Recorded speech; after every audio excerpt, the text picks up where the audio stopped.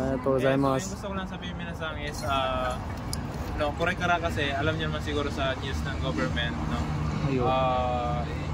Kung sa mga SSW or trainee, no, i-require na kasi talaga yung may nihongo kayo. Lalo na yung nagpaplano na mag-change sa SSW. Dapat ngayon pala nagpe-prepare na tayo ng Japanese skills natin, no? So, yun yung gusto ko lang i-advise sa inyo, no? Talagang maghihigpit sila. Hindi nyo ba narinig? Kahit sa tourist, yung isa namin kasama dito sa charts, hindi na binigyan ng 3 months di ba 3 months yun? Parang 1 month na lang. Medyo nag-higpit sila.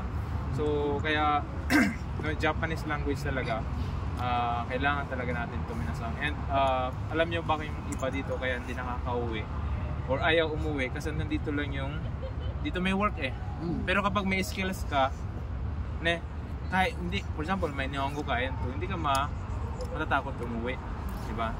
So hindi na naman dito sa Japan yung buhay pero dapat habang nandito tayo tinataas natin yung skills natin. Meron pa ba dito hindi ko estudyante? So yung mga hindi pa estudyante, send nyo lang sa akin yung picture and bibigyan ko kayo ng special discount, no? Tapos yung mga estudyante ko na, di ba discounted na kayo? 20%? Yes po. Okay, bigay nyo lang sa akin yung picture and bibigyan ko pa kayo na. Mahirap pagpa-schedule Sensei sa klase mo, Sensei?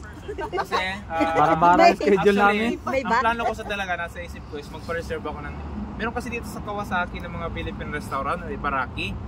Kaso wala na talagang time kasi nag-prepare ako na alam niyo, marami akong piniprepare sa school ng mga documents.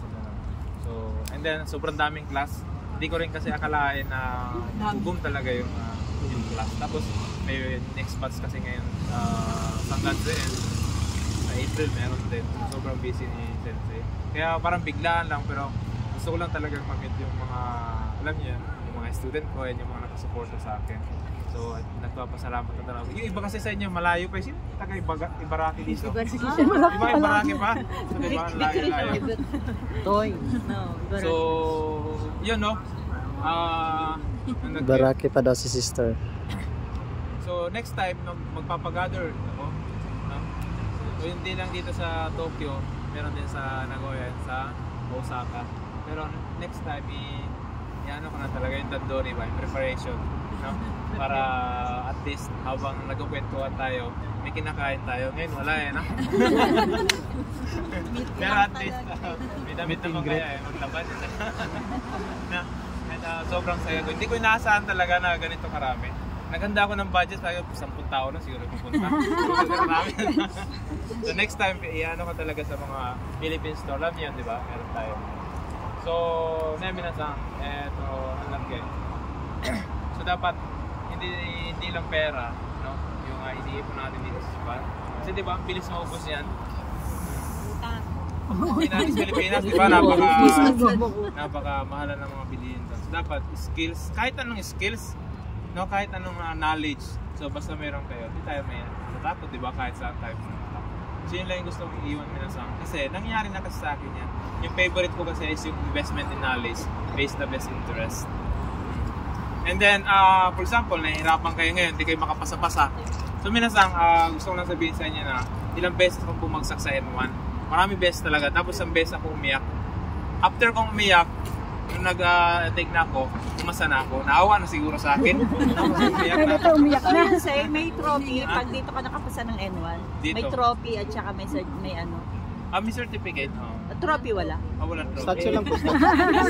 Statue daw. Pero minsan, gusto ko sabihin na kahit hindi kasi tayo pare-pare ng utak, di ba? Yung iba, one take lang, pero yung iba, nahihirapan. Pero ako, ang tagal ko ba ako nakapasa ng N1. Pero, nung nakapasa na ako, nag-retake ako ulit, pasa pa rin, tapos, mas tumaas pa. Kumbaga, mabagal ka sa umpisa, pero dahil yung mga naipon mong knowledge, so tuloy-tuloy na and mas matibay siya. So kaya kung nahihirapan kayo and nag-give up kayo, nag-iisip kayo na mag-give up na kayo, so nandun ka na malapit na ibigay sinusubukan ka lang naman So kapag nag-give up ka, wala ka naman kasi nananalo sa nag-give up, di ba? Clue, technique. Yeah. So mag-join kayo sa online class. Hi, Sensei. So alam niyo naman si Chante ko pag nagtuturo ako ng mga techniques sa JLPT. may nag-testimony kanina eh. Bro, Ay, ako di ba? po. Sabi niya, Ay. umuwi daw siya ng Pilipinas N4 lang nung nakaraan, 2017. Apo, to 2020 po, Hindi niya during akalain. pandemic. Hmm. Try ko lang naman po yun. Try ko lang kasi may nakita ko sa Nippon Jobo. Assistant clerk sa Pampanga.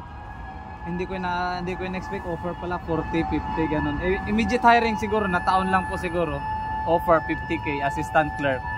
Dahil sa may background din naman ako na financial management na undergrad naman, pero yun na din ang ginamit ko.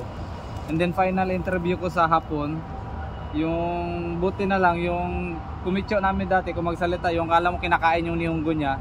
Ganon din yung final interview ko. Buti na lang, awa ng Panginoon, na-survive din. Tapos pagkausap sa akin ng HR, so within this week kailangan nandito ko na sa Pampanga. Yun lang ang sumabit. Kasi kailangan ko lang ng pase sa province namin bago makalabas. Kasi during pandemic eh. So immediate hiring siguro hindi siguro para sa akin, kaya wala. Kaya nandito ka sa Japan. Bumalik dito. Japan ang para sa iyo. Pero at least, di ba? So marami na kasi ang estudyante na kahit N4 lang, nakachamba ng company na malaki yung Super, bigayan. yun nga po. Pero hindi kasi tayo lahat makakachamba ng ganun eh. Totoo. So ang sure dyan, N2 talaga. Kapag may N2 ka, mataas talaga ang sahod doon.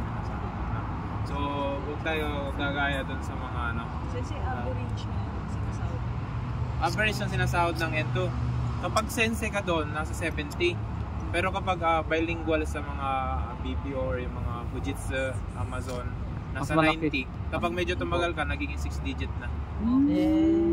So buhay na tayo doon, di ba?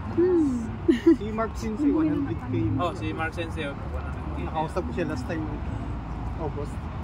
100k yung base.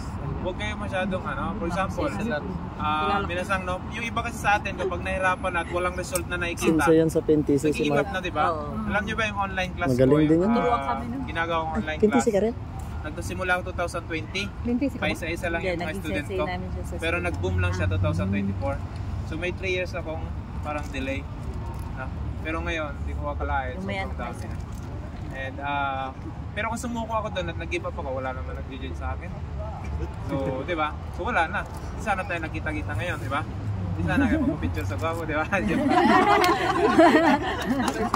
Okay, kami nasang nakaka-touch talaga na pumunta kayo dito kasi nagbigay kayo ng time. Alam ko naman na dito sa Japan, di ba, napaka-importante ng oras talaga. Talagang lahat naka-schedule, pero binigay nyo sa akin yung time na yun. And yung time na yun, hindi na mababalik yan eh. Kaya sobrang appreciate ko yun. Hi, Anthony, domo arigatou Okay, so mata na. So next time, hindi mo na ako magsabi ng sayonara kasi magkita pa lang tayo next time na. Mata kondo. Ay, si Idol pala nandiyan, no? Oy, kajutay! Yan yung hinihintay namin, no?